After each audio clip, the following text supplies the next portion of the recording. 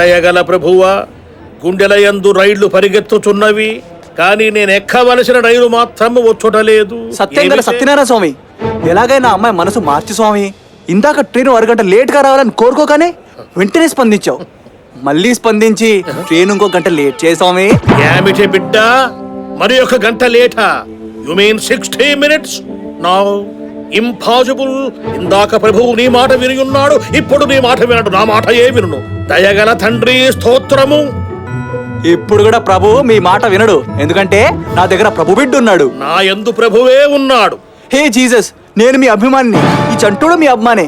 దయచేసి ట్రైనుకో గంట లేట్ చేయ ప్రభు, కరుణామయ. ప్రభువా, ఈతని మాటలు వినకుము, నీ కొరకే జీవించుచుంటుని నా మాట వినుము. ట్రైను లేటు చేయకుము దేవా.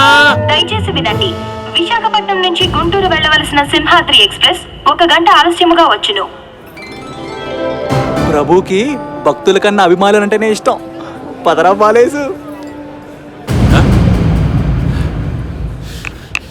టోటల్ గా గంటన్నర ఆలస్యమా? 1.5 hours. గుంటూరు యందు జరుగు ఘోరమును చూచుట నా వల్ల కాదు ప్రభువా.